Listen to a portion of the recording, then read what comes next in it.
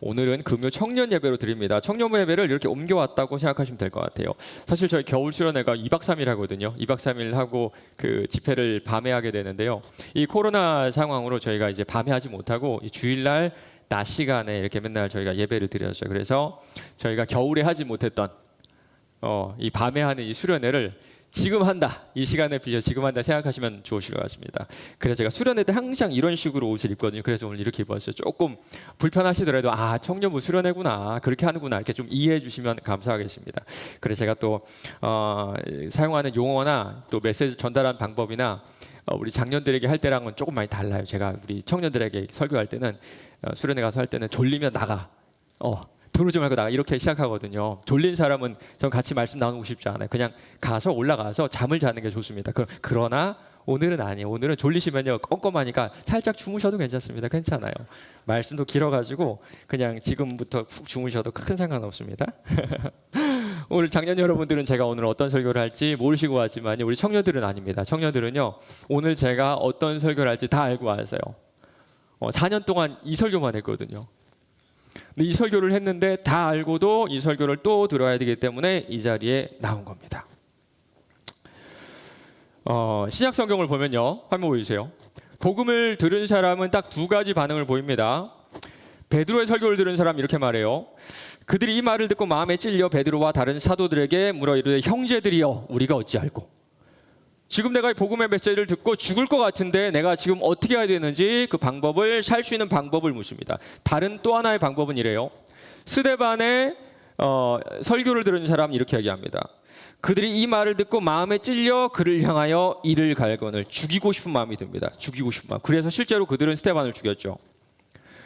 하나님의 말씀이 심령에 제대로 전달되면 보이는 딱 두 가지 반응. 공통점이 뭘까요? 마음에 찔려. 마음에 찔려. 이 말씀을 듣고 기쁘고, 이 말씀을 듣고 뭔가 내가 잘할 것 같고 기분 좋아지고, 이런 거 없다는 겁니다. 진짜 말씀이 들어가면 마음에 찔려요. 오늘 말씀을 통해서 마음에 찔리는 역사가 있기를 바랍니다. 오늘 말씀 후에 이 두 가지 반응이 있으면 성령께서 여러분에게 역사하신 겁니다. 모두가 첫 번째 반응이길 소원하지만 그렇진 않을 거예요. 또한 마음에 찔리지 않은 그런 분들도 분명히 있을 겁니다. 졸리거나 아니면 왜 목사님 설교 저렇게 하시지? 재미없는데? 좀 조롱하거나 비판하는 마음이 생길 수 있습니다. 그렇다면 여러분 두려워하시기 바랍니다. 하나님께서 여러분을 버리신 것일 수도 있어요.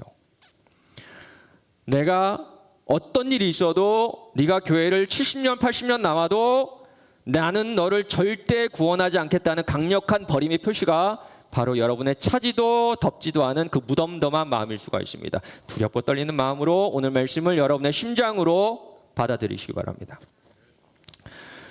하나님의 아들이신 예수 그리스도가 하늘의 모든 영광을 버리시고 성령으로 동정녀의 몸으로 이 땅에 오셨습니다. 신성과 인성을 모두 가지신 우리의 구원자로 이 땅에 오셨어요. 그리고 그가 선택한 백성의 모든 죄를 짊어지고 하나님께 버림을 받으시며 십자가에 달려 돌아가셨습니다. 십자가 위에서 우리를 향한 하나님의 사랑이 고스란히 드러났고요, 동시에 악을 심판하는 하나님의 공의가 충족되었습니다. 사흘 후에 예수는 죽은 자 가운데서 다시 살리셨어요. 살아나셨습니다. 그리고 예수님 부활하신 지 40일 만에 하늘에 오셔서 지금은 하나님의 우편에 앉아 계시며 모든 존귀와 모든 권세로 만물을 다스리는 권세를 가지셨고요. 그리고 우리가 지금 이렇게 직장에 다니고 가정생활을 하고 학교를 다니는 일상적인 어느 날 다시 오셔서 의인은 천국으로 악인은 지옥으로 심판하십니다. 이것이 복음입니다. 이것이 복음이에요.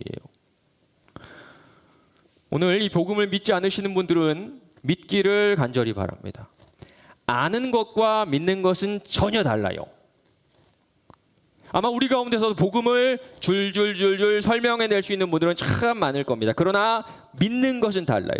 믿는 것은 감격이고 믿는 것은 기쁨입니다. 믿는 것은 기쁨이 터져 나오는 거예요.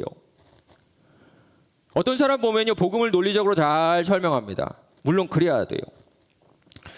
그런데 여러분, 복음 이 말 뜻이 뭔가요? 복음 복복자의 소리음자죠. 영어로 하면 굿뉴스입니다. 굿뉴스. 기쁜 소식. 들으면 어떻게 기뻐야 된다는 겁니다. 들으면 어떻게 감격스러워야 된다는 겁니다. 들으면 기쁠 수밖에 없고 들으면 감격스러울 수밖에 없는 게 바로 복음이라는 거예요.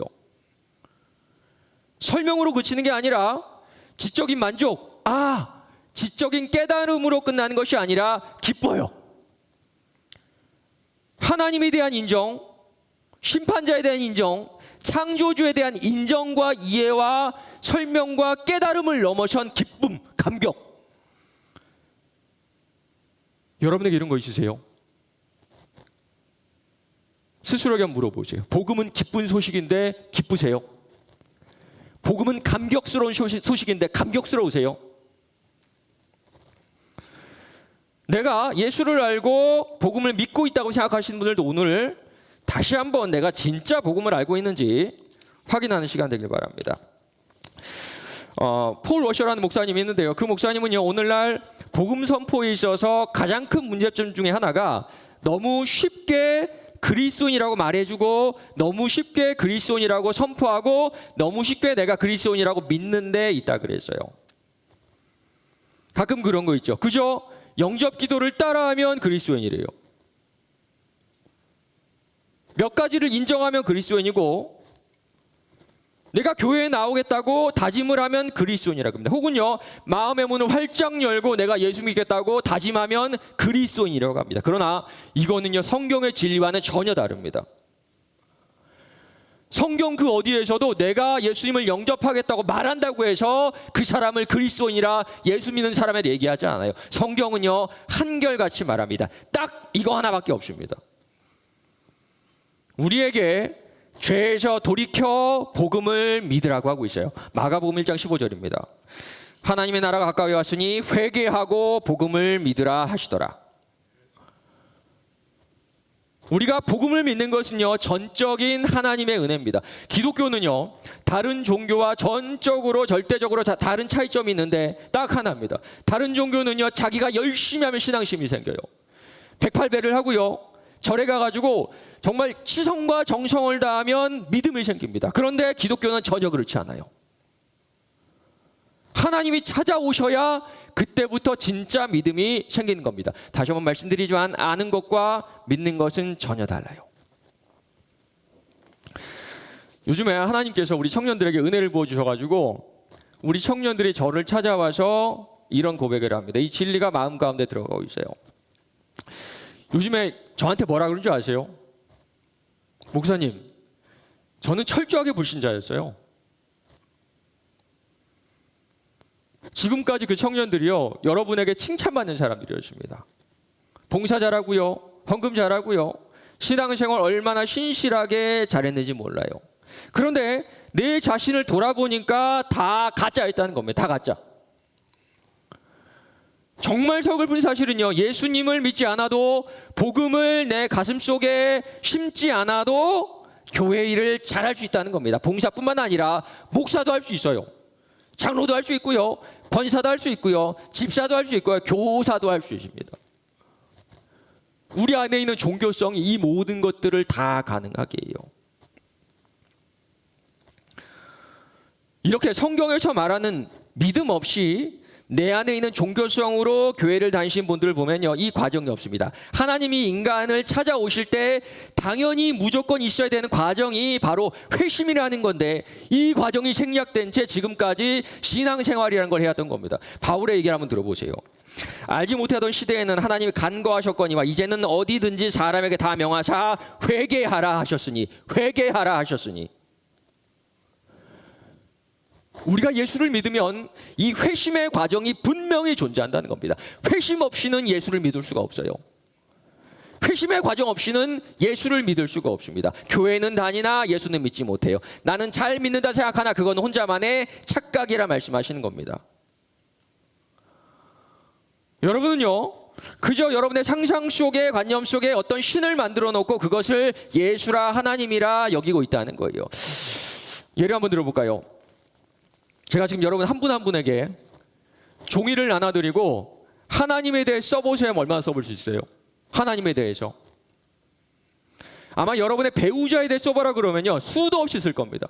줄줄줄. 여러분 자녀에 대해 써보라 줄줄줄 써볼 겁니다. 그러나 하나님에 대해 써보세요. 얼마나 아세요?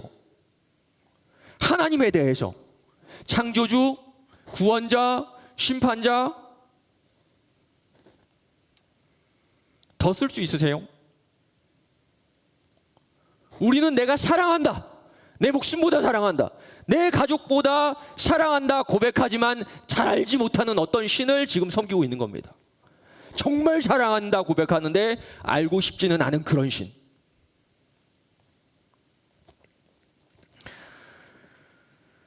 내년이면요 제가 사역한 지 이제 20년째입니다. 교회에서 수많은 사람들을 만났고요. 그분들은 모두 다 자기가 그리스도인이라고 예수 믿는다고 해요. 왜 그러냐고 물어보면요. 나는 세례를 받았어요. 나는 하나님이 계신 것을 인정해요. 그리고 다는 아니지만 성경의 일정 부분은 동의해요. 그리고 교회 다니고 지금 출석하고 있고요. 그리고 기도하고 있어요. 그래서 기독교인이래요. 그런데 성경에는요. 이런 것들이 예수 믿는다라는 증거라는 얘기가 전혀 없습니다. 어디서도 없어요. 성경은 한결같이 얘기합니다. 회개하고 복음을 믿으라. 회개하고 복음을 믿으라. 아마 오늘 오신 우리 청년 여러분들은 회개, 회심에 관한 설교를 참 많이 들었을 겁니다.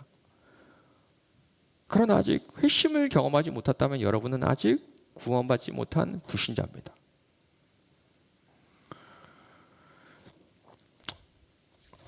많은 설교자들이 그리스도인의 삶에 대해서 얘기를 참 많이 하죠. 그리스도인이 이렇게 살아야 된다. 저렇게 살아야 된다. 그런데 그렇게 사라지나요? 안 사라져요. 안 사라져요. 그러면서 다들 그럽니다. 제가 믿음이 약해서, 믿음이 부족해서. 전혀 그러지 않습니다. 우리는요, 더 근본적인 문제에 대해서 생각해 본 적이 없기 때문이에요. 그리스도인으로 사라지지 않는 이유는요, 내가 그리스도인이 아니기 때문입니다. 우리가 예수 믿지 않아서 그리스도인처럼 성경 말씀대로 살지 못한다는 거예요. 제가 미국 가니까요, 한국 사람들 참 많아요. 한국 사람들. 그런데 미국에 있는 한국 사람들이 한국 사람처럼 살까요? 미국 사람처럼 살까요? 한국 사람처럼 살아요. 여러분 혹시 한국에 온 미국 사람들 보셨나요? 뭐 김치도 먹고 뭐 밥도 먹는다고 해도요, 한국에 20년 30년 살아도 미국 사람은요 미국 사람처럼 삽니다. 미국에 있는 한국 사람이 나는 한국 사람이니까 한국 사람처럼 살 거야 막 힘쓰고 애쓰고 노력하고 공부해가지고 한국 사람처럼 살아요? 그런 사람 없어요. 태평양을 건너서 전혀 다른 문화권에 살아도 한국 사람들은 김치 먹고 밥 먹고 한국 사람처럼 살아갑니다. 그리스도인들도 마찬가지라는 거예요. 그리스도인들은 평소에 그리스도인처럼 살아가고요, 불신자들은 평소에 불신자처럼 살아가요. 이게 무슨 말이냐면요, 우리가 지속적으로 그리스도인처럼 살지 못하는 이유는 믿음이 약해서가 아니라, 내가 부족해서가 아니라 성경에서 말하는 믿음이 원래 없기 때문이라는 겁니다. 우리 입장에서는 내가 믿음이 없는 거지만요, 하나님 입장에서는 우리를 구원하시지 않은 겁니다. 정말 두려운 얘기예요. 성경에 나오는 모든 저주가 바로 그 사람의 것입니다. 구원은요, 하나님의 초자연적인 능력으로만 가능해요. 그 능력으로 예수 그리스도가 우리의 죄 때문에 나무에 달려 돌아가셨다는 이 사실을 가심으로 깨달으면 우리는 주체할 수 없는 두려움을 느끼고 슬픔과 절망에 빠지게 됩니다. 우리는 하나님의 심판이 되게 멀리 있다고 생각하지만 전혀 그렇지 않습니다. 하나님은 이미 심판하셨어요. 그를 믿는 자는 심판을 받지 아니하는 것이요, 믿지 아니하는 자는 하나님의 독생자 이름을 믿지 아니함으로 벌써 심판을 받은 것이니라. 지금 아무 일이 일어나지 않는다고 하나님께서 심판하지 않으시는 것이 아닙니다. 하나님은요, 이미 믿지 않는 자들에게 사형 선고를 내리고 떠나셨어요. 마치 판사가 죄인에게 사형을 구형하고 재판장을 떠난 것과 마찬가지라는 겁니다. 아직은 그 사형이 이루어지지 않았어요. 그 사형수는요, 마음껏 재판장을 조롱할 수가 있습니다. 사형이라고 웃기고 있네. 내가 지금 살아있는데, 내가 지금 멀쩡히 이 자리에 있는데, 아무 일도 일어나지 않는데.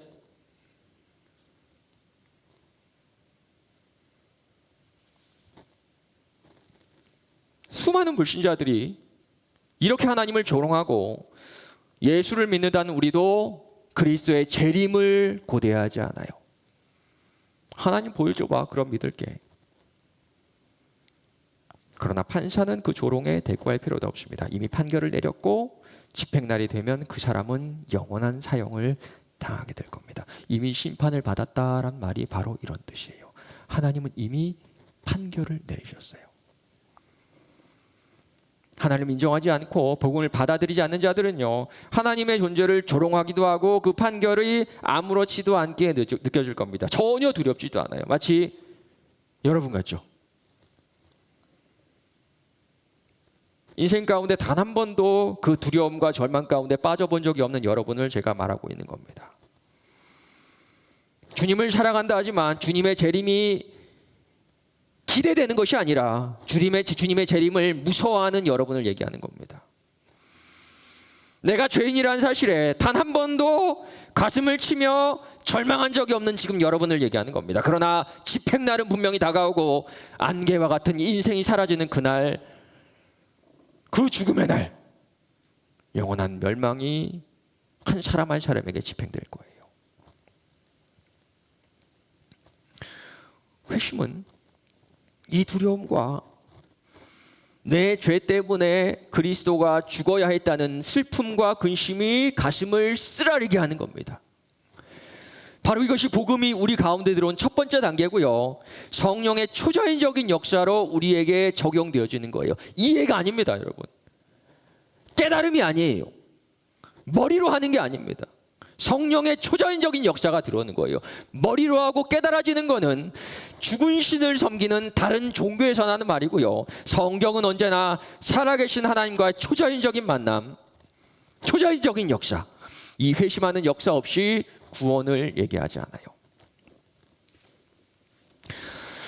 사랑하는 우리 청년 여러분, 오늘 여러분 어떤 마음으로 이 자리에 오셨나요? 지금 어떤 마음으로 앉아 계세요? 어떤 분은 졸리겠죠. 어떤 분은 막 바쁘게 살다 온 일상이 걱정되는 분도 있을 겁니다. 이것저것 생각나요. 아니면 어떤 분은요, 오늘 한번 그동안 못했던 기도 한번 진하게 해가지고 한번 속 한번 풀어야 되겠다. 어떤 분들은 내가 매주 나오니까 여기 와야 되겠지. 매주 나오는 루틴이니까. 그렇다면 제가 할 수 있는 얘기는 단 하나입니다. 여러분 아직도 구원받지 못한 백성이에요. 그러나 오늘 이 자리에 오면서 어떤 말씀을 들을지 알면서도 나의 구원에 대한 문제에 대해서 고민하는 그런 분들이 분명히 있습니다. 그리고 지금 이 시간 내 구원의 문제에 대해서 두려운 마음이 드는 그런 분들이 분명히 계실 거예요. 구원의 문제는요, 내가 영원히 죽고 영원히 사는 두려운 질입니다. 오늘 말씀 가운데 나의 모든 죄악들이 떠오르며 내가 지금 모든 죄들이 부끄러워지는 그런 분들이 있다면 여러분 두려움 가운데 기뻐하시기 바랍니다. 지금 성령 하나님이 여러분 마음 가운데에서 역사하고 계신 거예요. 이 회심에는요, 몇 가지 뚜렷한 증거들이 있고요. 폴 로셔라는 목사님은요, 회심이라는 책에서 몇 가지로 그 회심의 증거들을 정리했습니다. 첫 번째입니다. 첫 번째는요, 생각이 변화가 돼요. 생각이. 성경에 나온 회심이라는 단어는요, 이해하다, 생각하다라는 동사와 변화를 뜻하는 전치사로 이루어진 동사입니다. 그대로 번역하면요, 생각이 획기적으로 변한 것을 말해요. 사람은 생각하는 대로 살게 돼 있죠. 그렇다면 우리가 회심할 때 우리의 인생이 전인격적으로 변할 수밖에 없다는 겁니다. 인격은요, 인간을 구성하는 세 가지 요소죠. 지성, 감성, 의지. 지성, 감성, 의지. 그래서 인격적이라는 말은 지성, 머리에서 이해하고요. 감성, 마음으로 받아들이고, 의지, 행동으로 나간다는 뜻입니다. 생각이 달라지고 느껴진 것이 달라지고 삶이 달라져요. 삶이. 먼저 예수에 대한 여러분의 관점이 바뀌게 될 겁니다. 지금까지는요, 내가 원하는 예수상으로 예수를 믿었어요. 여러분 기도 한번 돌아보시기 바랍니다. 항상 뭔가 요구하지 않으세요? 항상 이거 주세요, 저거 주세요, 이렇게 해주세요, 저렇게 해주세요. 근데 우리 예수님 뭐라고 한 줄 아세요? 나는 다 줬어. 나는 다 줬어 이미. 내가 목숨을 줬는데 뭘 더 원해?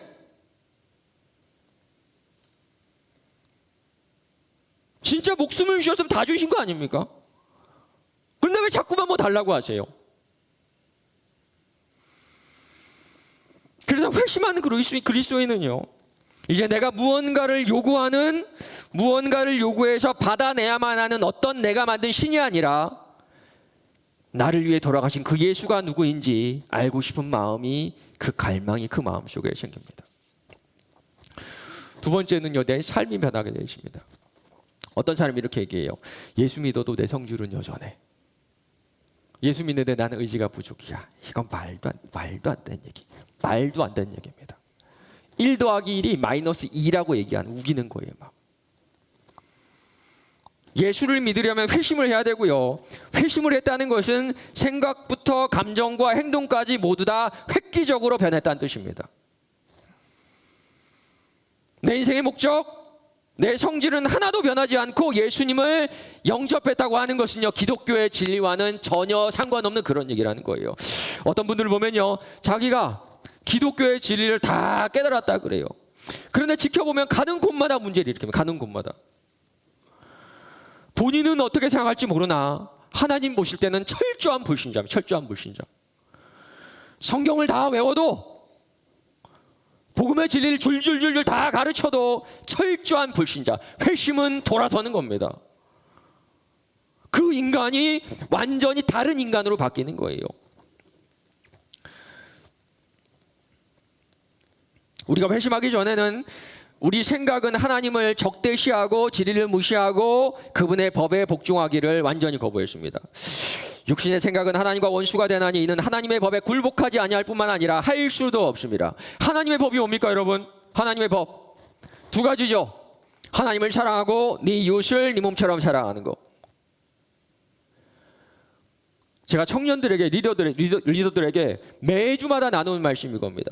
아무 일에든지 다툼과 허용을 하지 말고 오직 겸손한 마음으로 각각 자기보다 남을 낮게 여기고, 이웃사랑은요, 우리가 뭐 경제적으로도 여길 수 있지만 다른 사람을 향한 태도이기도 합니다. 최소한 나보다는 저 사람이 낫다고 생각하는 거예요. 최소한 나보다 저 사람이 낫다고 여기는 겁니다. 그렇다면요, 우리가 어떠한 상황이든지 겸손할 수밖에 없어요. 그런데 우리 어떤가요? 내가 저 사람보다 낫지. 우리 마음속에 이런 마음이 있죠. 내가 저 사람보다 나아야 돼. 불신자죠. 불신자. 아직 하나님의 법에 굴복하지 않은 내가 내 인생의 주인인 불신자입니다. 여전히 진리를 묵살한 채 공허하고 불안하고 두렵고 교만하고 오만하게 만드는 세상의 가치들을 쫓으며 살아가고 있습니다. 회심하기 전에 우리의 모습이 이렇다는 겁니다. 나보다 저 사람은 못해. 어떤 분들은요, 예수를 믿지 않고 하나님을 믿지 않아도 이 상식에 어긋나는 진화론 같은 것, 이런 것들을 받아들이지 못해서 절대자의 존재를 믿습니다. 세상에 여러분 이런 사람 참 많아요. 절대자가 있는 건 믿는다. 그런 분들 많이 만나봤을 것 같습니다. 기독교는 아닌데 절대자가 있는 건 난 믿는다. 절대자, 신적 존재가 있다. 그런데 그분들은요, 하나님을 인정하기는 하되 공경하거나 감사해야 된다는 생각은 들지 않습니다. 하나님을 알되 하나님을 영화롭게 아니하며 감사하지도 아니하고 오직 그 생각이 허망하여지며 미련한 마음이 어두워졌나니, 이들은요, 절대자의 존재만 의식하지 하나님이 있다는 걸 난 믿는다, 여기까지. 하나님이 존재한다는 걸 난 믿는다, 딱 여기까지. 딱 여기까지고 나머지는 내 마음대로 내 뜻대로 살아간다는 겁니다. 문제는 교회 안에 많은 성도들이 이런 식으로 살아가고 있다는 거예요. 절대자, 하나님에 대한 인식만 있으면 자기가 크리스천이라는 겁니다. 그러나 성경은요, 전혀 다른 얘기를 하고 있어요. 이 사람은 율법이 없어도 자기가 자기에게 율법이 되나니, 회심하지 않은 사람들은 하나님에 대한 지식과 인식만 있을 뿐이지 여전히 자기 마음대로 살아가고 있습니다. 예수 믿는 것과는 전혀 상관없다는 거예요. 그러나 회심하면 성령께서 복음의 빛으로 우리의 마음을 비추시면 모든 것이 바뀝니다. 내가 달려가던 길, 내 성품, 내가 믿고 있던 모든 것이 다 잘못되었음을 깨닫게 돼요. 가장 첫 번째 반응이 지금까지 내 인생이 다 잘못됐다는 것을 내 입으로 고백하고 깨닫게 된다는 겁니다. 큰일 났다, 큰일 났다. 나 지금까지 완전히 헛살았다. 사람들의 박수를 받고 내가 내 스스로 자존감을 높일지 몰라도 난 지금까지 완전히 헛살았다. 바울을 보시기 바랍니다. 우리는 사울이 바울이 되는 과정에서 회심이 무엇인지 정확하게 알 수가 있어요. 사울은요, 예수가 완벽한 사기꾼인 줄 알았죠. 유대교에 진짜 열심히 이어서 예수의 제자들이나 추종자들은 다 죽여야 옳다고 믿었습니다. 그래서 예루살렘에 있는 사람을 잡아다 죽이는 걸 모자라서 다메섹으로 가서 그리스도인을 잡아 죽이려고 하죠. 그러나 그 중간에 예수를 만납니다. 바로 그때 그 순간 그가 지금까지 믿고 있던 모든 것들, 삶의 방식, 인생에서 추구하던 모든 것들이 다 틀렸음을 깨닫게 됩니다. 틀렸음을. 회심 전에 바울은 바리새인 중에 바리새인이었죠. 최고의 엘리트였고 내가 알고 있는 모든 것이 진리라고 믿었습니다. 그러나 예수 그리스도와의 단 한 번만의 만남으로 자기가 믿고 따르고 있던 그 모든 것이 산산조각이 나버렸어요. 그 이후에 사울은 바울이 되어서 회당에서 예수님이 하나님의 아들임을 선포하는데요. 빌립보서 2장에서 이 과정을 이렇게 말합니다. 또한 모든 것을 해로 여김은 내 주 그리스도 예수를 아는 지식이 가장 고상하기 때문이라. 내가 그를 위하여 모든 것을 잃어버리고 배설물로 여김은 그리스도를 알고 그 안에서 발견되려 함이니 내가 가진 의는 율법에서 난 것이 아니요 오직 그리스도를 믿음으로 말미암은 것이니 곧 믿음으로 하나님께로부터 난 의라. 성령께서 역사하셔서 그 마음 가운데 들어가시면 생각이 변할 수밖에 없다는 겁니다. 내가 하고 싶어서, 내 결단으로, 내 의지로, 이게 아니라 그럴 수밖에 없다는 거예요. 성령께서 진리를 보게 하시고 복음의 빛으로 죄덩어리인 나를 그제서야 보게 하시는 겁니다. 그러면 세상의 것이 이제는 배설물처럼 느껴지고 나에게 유익하다 생각했던 모든 것들이 이제는 해로 여겨지는 거예요. 교만하고 오만하고 남을 비방하고 하찮게 봤던 내 자랑이 이제는 더러운 죄로 그제야 보인다는 겁니다. 어떤 목사님이 이런 예를 들어요. 어떤 목사님 예배 시간이 다 됐는데요, 예배에 오지 않습니다. 설교를 해야 되는데 시간이 지나도 올 기미가 보이지 않아요. 다들 막 초조하게 기다리는데요, 예배 시간 1시간이 지나서 목사님이 헐레벌떡 뛰어 들어옵니다. 교인들이 물어요. 목사님 무슨 일 있으셨어요? 혹시 무슨 일 있으셨나요? 근데 그 목사님이 이런 얘기를 해요. 제가요 고속도로에서 잠깐 차를 세웠다가 부주의로 달려오던 15톤 트럭하고 정면으로 부딪혔어요. 그래가지고 제가 튕겨져 나갔다가 걸어서 다시 오느라고 좀 늦었습니다. 이 말을 들은 성도들 뭐라 그럴까요? 목사님 거짓말하지 마세요. 거짓말하지 마세요. 100km로 달려오는 15톤 트럭과 부딪혔는데 지금 이렇게 멀쩡하게 걸어오신 게 말이 됩니까? 목사님 제발 거짓말다운 거짓말 하세요. 지금 여러분이 이 거짓말을 하고 있는 겁니다. 예수님을 만났다는 거는요, 예수와 부딪힌 거예요. 예수와 부딪힌 사람이 그대로라는 게 말이 됩니까? 예수와 부딪힌 사람이 예전과 똑같은 목표로 살아가는 게 말이 됩니까? 예수와 부딪힌 사람이 똑같은 성질과 성격으로 살아가는 게 말이 됩니까? 예수가 트럭보다 약한 거예요? 예수와 부딪힌 충격이 트럭과 부딪힌 것보다 약한 겁니까? 나 하나 변화시킬 수 없는 게 예수예요?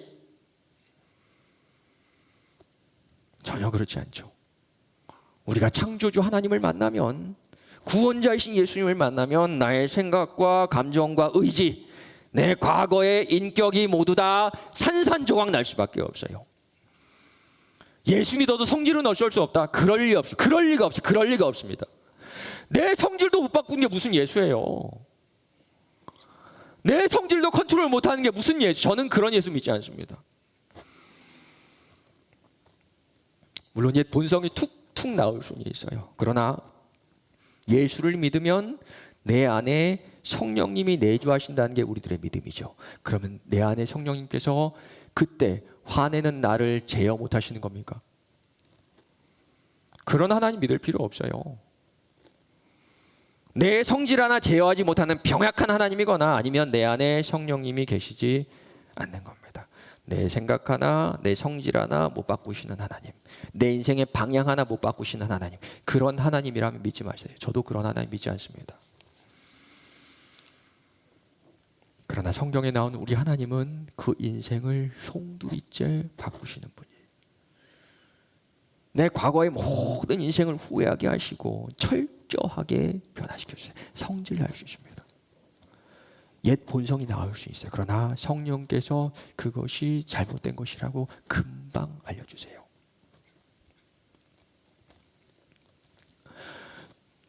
얼마 전에 이런 얘기 들었습니다. 우리 교회 어떤 집사님께서 자녀와 좀 큰 갈등이 있었는데 해결이 됐습니다. 근데 해결된 결정적인 이유가 뭔지 아세요? 자녀가 아니라 이 아버지가 자녀에게 진심으로 사과했어요.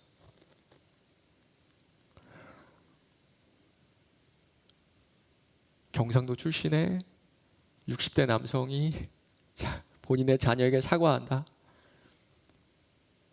불가능한 얘기입니다. 제가 봐도요, 호락호락한 분은 아니세요. 그런데 그분께서 자녀에게 아빠가 미안하다, 아빠가 잘못했다 하셨다는 겁니다. 저는 이 얘기를 듣고 딱 하나밖에 생각나지 않았어요. 와, 성령의 역사다. 성령의 역사.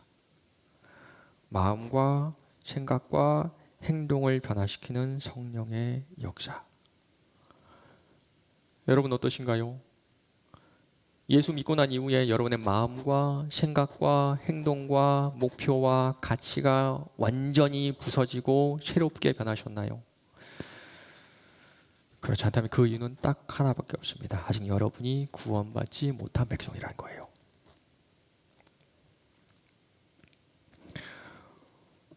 두 번째입니다. 두 번째로 회심할 때 우리는 죄를 슬퍼하게 돼요. 회개라는 말은요, 슬픔, 후회, 어떤 쓰라림 같은 감정이 이렇게 표출되는 그런 상태를 말합니다. 우리가 우리의 부패함과 죄를 아주 조금이라도 깨닫는다면 이 죄 때문에 죽을 것 같은 마음이 들 수밖에 없어요.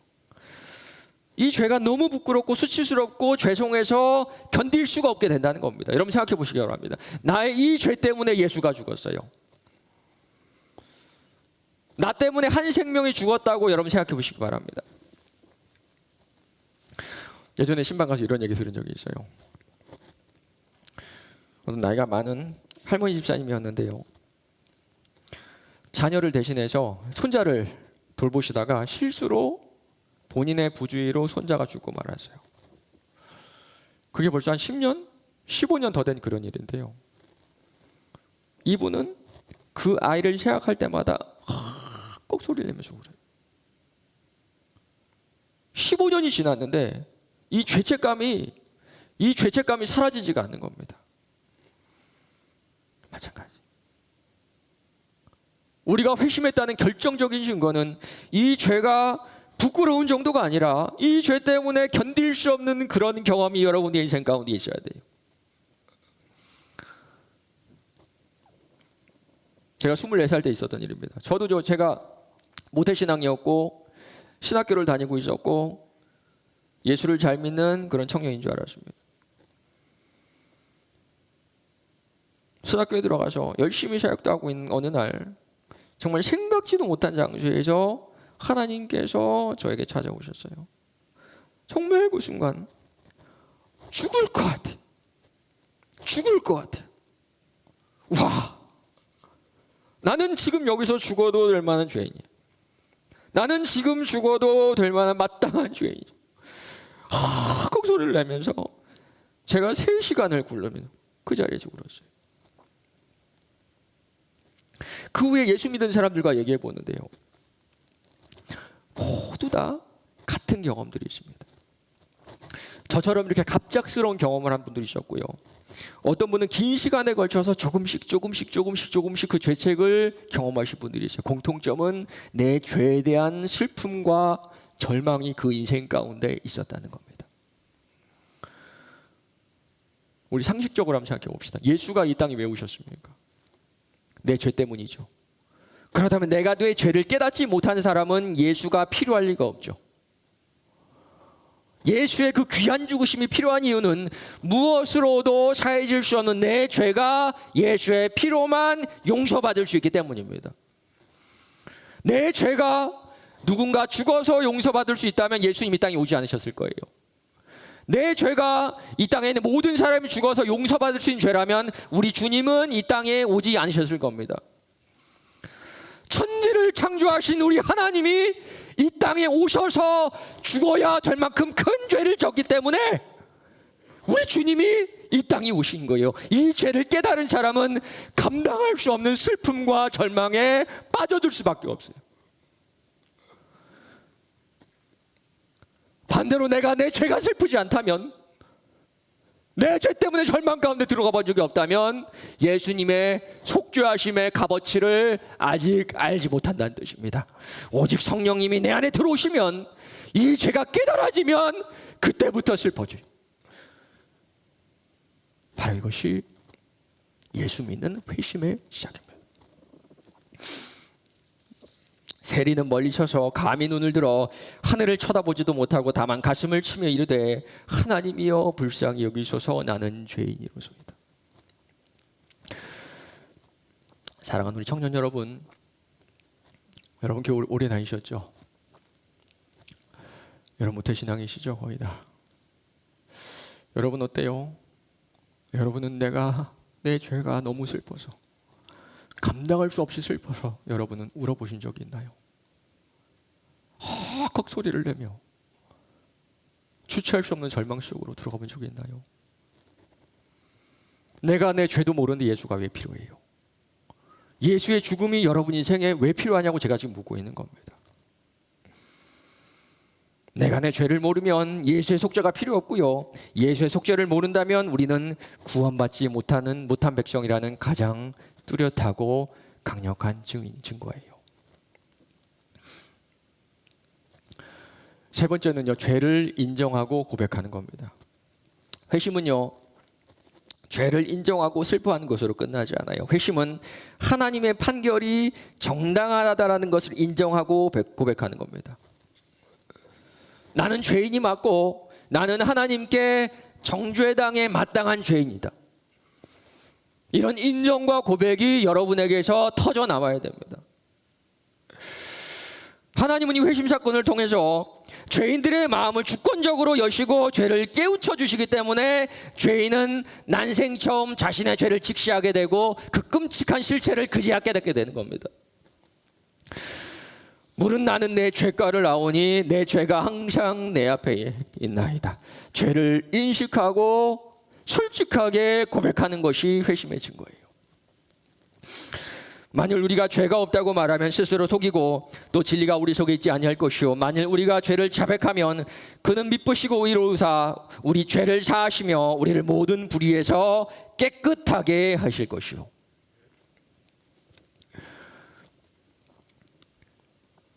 그리고 이 죄의 고백은 아주 은밀한 죄의 고백으로부터 시작해요. 우리가 잘 아는 그런 용서의 고백이 있죠. 주님 잘못했습니다. 주님 용서해 주세요. 주님 내가 말씀대로 살지 못했습니다. 이런 식의 껍데기 같은 고백은 내 마음 저 깊은 곳에서 나온 진짜 고백이 아닙니다. 정말 나를 슬프게 만들고 정말 나를 쓰라리게 하는 것은 은밀한 죄입니다. 나 말고는 아무도 모르는 그 죄. 우리 형제들, 우리 남자 성도들 같은 경우는 평생에 걸쳐 음란의 죄와 싸워야 될 겁니다. 지금까지도 음란의 죄를 많이 지었고 앞으로 평생 음란의 죄는 여러분을 괴롭힐 거예요. 아무도 모르는 죄, 아무도 모르는 여러분의 방에서, 아무도 모르는 여러분의 마음에서 저지르는 간음, 음란.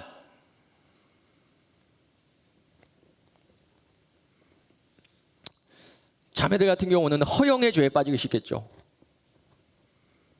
내 겉모습을 꾸미는데 필요 이상의 에너지와 노력과 시간을 여러분 쏟을 겁니다. 핸드폰을 들고 옷이나 액세서리, 화장품을 고르는데 여러분 너무나 많은 시간을 쏟고 있어요.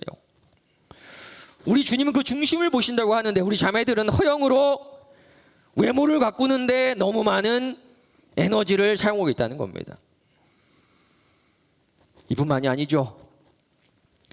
우리 모두는 내 마음 저 깊은 곳에 시기, 질투, 교만, 탐심, 얼굴은 웃고 얼굴은 아주 나이스하게 하고 있지만 내 마음 저 깊은 곳에서는 자격지심을 느끼며 특권의식을 가지며 우리는 살아가고 있어요.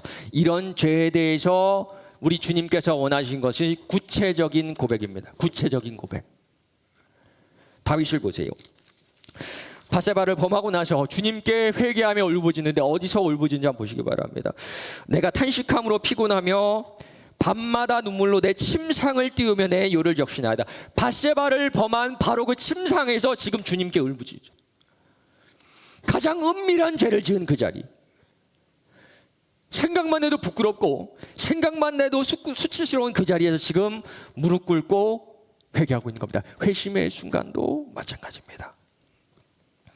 내가 내 머릿속으로도 떠올리기 부끄러운 죄, 생각하기로도 수치스러운 그 죄, 그 죄를 성령께서 생각나게 해주시고 그 수치스러운 죄악들을 내가 죄를 지은 그 자리에서 주님 앞에 고백하는 겁니다. 바로 이것이 회심의 시작이에요.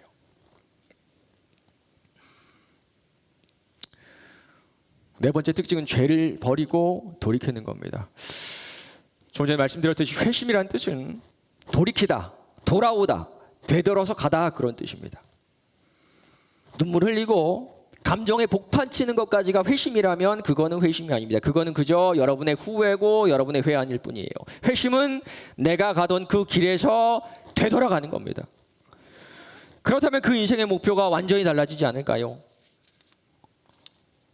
지금까지 내가 추구했던 그 모든 것들이 배설물처럼 느껴지고 내가 목적으로 삼았던 것들이 한낱 수단으로 변하게 됩니다. 그러나 여러분 여기서 우리가 오해하지 말아야 할 것이 하나가 있어요. 회심을 한다고 해서 우리가 완전히 돌아서지 못한다는 겁니다. 가끔씩은 다시 세상을 향해서 돌아가기도 해요. 회심한다고 죄가 완전히 근절된다는 뜻이 아니라는 거예요. 탕자의 비유에서 작은 아들이 타국에 가서 모든 것을 다 잃고 돌아오게 되죠. 완전 돼지 같은 인생이 되어서 돼지가 먹던 쥐염염매를 먹고 돌아옵니다. 사실 우리가 회심하는 거는요, 돼지가 인간이 되는 것보다 훨씬 더 극적이고 놀라운 변화예요. 돼지로 살 때는 쥐염염매를 정말 맛있게 먹었습니다.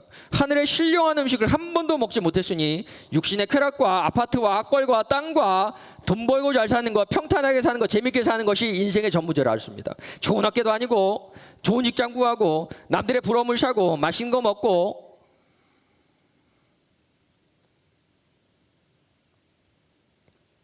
교회 다니고 예수 믿는다고 해도 저는 이 목표를 인생의 최고의 가치에서 놓은 사람을 별로 만나본 적이 없습니다.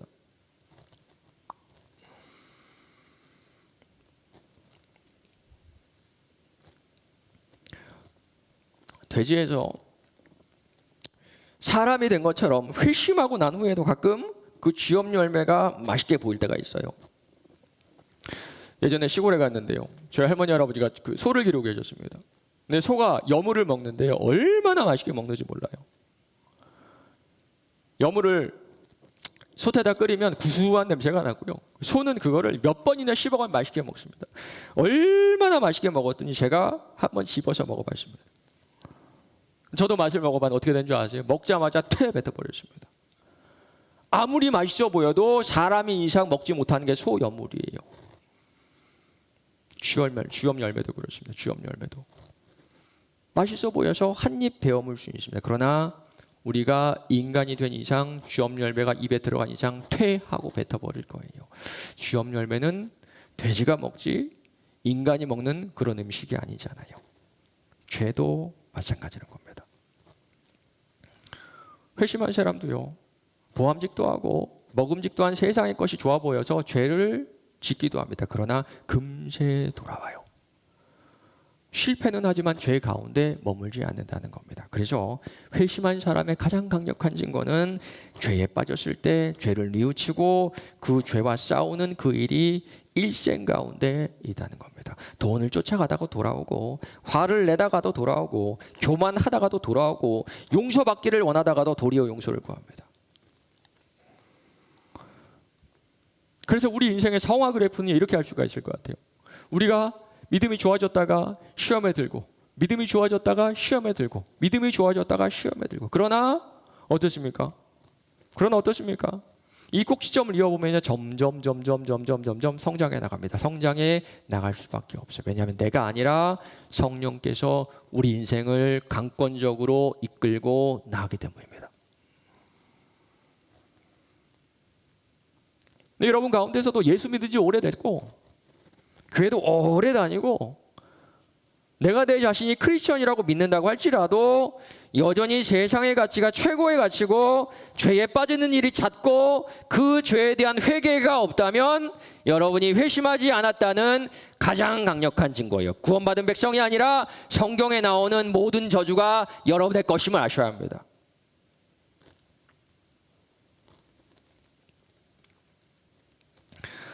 다섯 번째는요, 하나님께로 돌아가는 겁니다. 죄에서 돌이키는 것을 온전하지 않아요. 그 다음이 훨씬 더 중요합니다. 우리가 죄를 버리는 이유는 하나님께로 돌아가기 위함이에요. 하나님께로 돌아간다 이 말은요, 우리 인생이 주의 영광을 위해 살기로 내가 결단한다, 그런 뜻입니다. 너희는 여호와를 만날 만할 때 찾으라. 가까이 계실 때 그를 부르라. 악인은 그의 길을, 불의한 자는 그의 생각을 버리고 여호와께로 돌아오라. 그리하면 그가 긍휼히 여기시느니라. 우리 하나님께로 돌아오라. 그가 너그럽게 용서하시리라. 죄를 버리는 게 목적이 아니라 하나님께 돌아가는 게 목적이에요.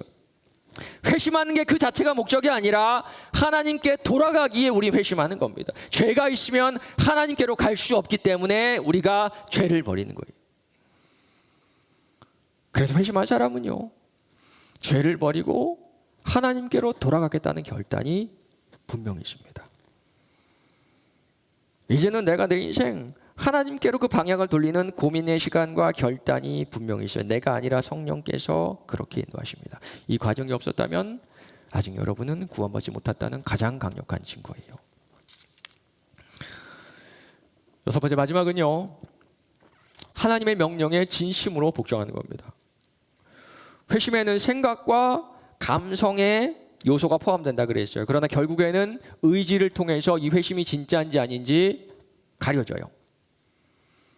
그러나 이것도 내 의지로 되는 것이 아닙니다. 하고 싶어도 안 되는 거 여러분이 훨씬 더 잘 아실 거예요. 반대로 회심한 사람은 복종하기 싫어도 복종하게 돼요. 우리가 회심할 때 내 안에 누가 계신다 그랬습니까? 성령 하나님께서 내주하신다고 약속하셨잖아요. 그 성령 하나님, 내 인생 하나 바꿀 정도로, 내 인생 하나 바꾸지 못할 정도로 그런 약한 분이신가요? 우리가 회심했다면 하나님의 명령을 행하려는 마음과 실천하려는 그 의지가 우리의 마음으로부터, 인생으로부터 성령 하나님의 인도에 따라 나올 수밖에 없습니다. 나는 예수 믿는데 말씀에는 관심 없고 말씀에 순종하는 것에는 참 어렵고 나는 관심 없다는 그런 사람이신데, 이거는 완전히 거짓말입니다. 그럴래야 그럴 수가 없어요. 회심한 사람은 그 말씀에 순종하지 않고 사는 것이 불가능해요. 왜냐하면 이 모든 것이 다 성령의 강권적인 역사이기 때문에 그렇습니다. 우리 지금까지 6가지 증거들을 살펴봤어요. 회심하는 순간 우리의 모든 것이 변하게 되어 있습니다. 죄를 고백하며 애통하는 마음으로 주님 앞에 나아가게 되어 있어요. 그러나 그리스도인들은 절대로 좌절하거나 낙심하지 않습니다. 왜냐하면 애통하는 자는 위로를 받을 것이라 말씀해 주셨기 때문에 그래요. 우리 주님은 애통하고 상하는 그 통회하는 마음을 모른 체 하지 않으시고 당신의 사랑으로 덮어주세요. 사랑하는 청년 여러분, 여러분 어떠세요? 여러분 예수 믿으시나요? 지금까지 이 6가지 증거들을 여러분 인생에 직접 대보셔야 됩니다.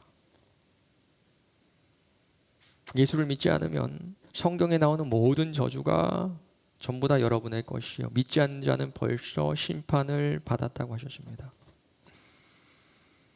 이 증거들이 비추어 봐서 아직 내 인생에 회심의 경험이 없다면, 내 죄가 슬퍼서 정말 죽을 것 같은 이 절망한 경험이 없다면, 예수 그리스도의 그 보혈의 능력을 깨닫지 못했다면, 이제 여러분이 할 일은 하나님께 살려달라고 애걸복걸하는 일밖에 없어요.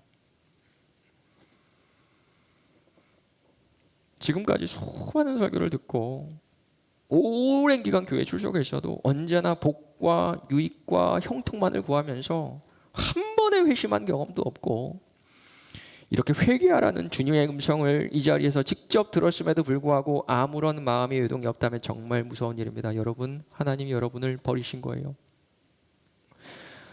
여러분이 믿기 싫어서 그런 게 아니라, 의지가 부족해서 그런 게 아니라, 하나님이 지난 10수년간의 교회 출석과 설교를 들어도 지금 못 믿게 하고 계신다는 겁니다. 이 말씀을 듣고 마음이 괜찮다면, 그저 졸리고 아무렇지도 않다면 평안한 여러분의 마음에 자부심을 갖는 게 아니라 두려워하셔야 됩니다.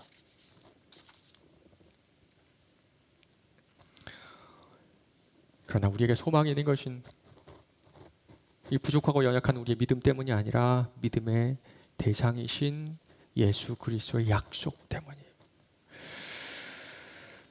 베드로의 설교를 들은 사람들이 이런 반응을 보입니다. 그들이 이 말을 듣고 마음에 찔려 베드로와 다른 사도들에게 물어 이르되, 형제들아, 우리가 어찌할까 하거늘.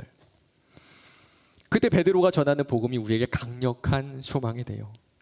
베드로가 이르되, 너희가 회개하여 각각 예수 그리스도의 이름으로 세례를 받고 죄 사함을 받으라. 그리하면 성령의 선물을 받으리니 이 약속은 너희와 너희 자녀와 모든 먼데 사람 곧 주 우리 하나님이 얼마든지 부르시는 자들에게 하신 것이라 하고, 이 모든 일이 거의 다 동시에 일어난 일입니다. 회개하고 죄 사함을 받고 성령을 선물로 받는 이 모든 일이 영적 세계에서 동시에 일어나요.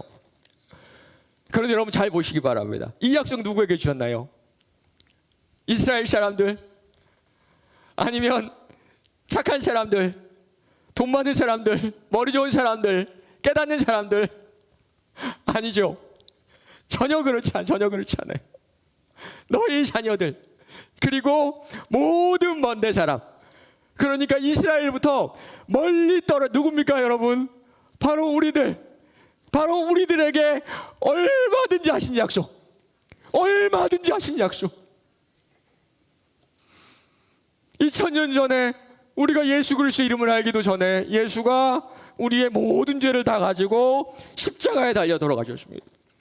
최선과 정성을 다하고 노력하고 순종해야 구원해주는 것이 아니라 이미 십자가 위에서 다 이루셨다 말씀하신 그 약속으로 지금 먼데 있는 우리들을 부르고 계시는 겁니다.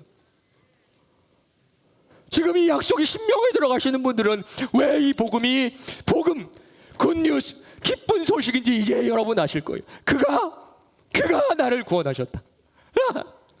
와, 나 구원받았다. 와, 나 구원받았다.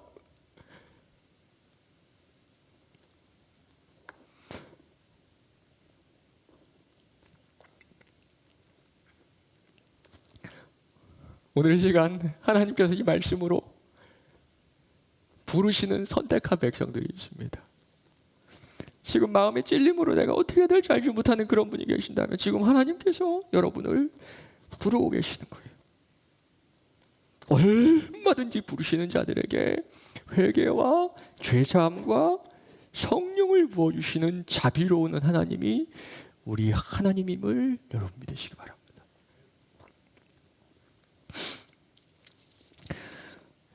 요즘에 청년부 내에서 회심의 역사가 일어나고 있습니다.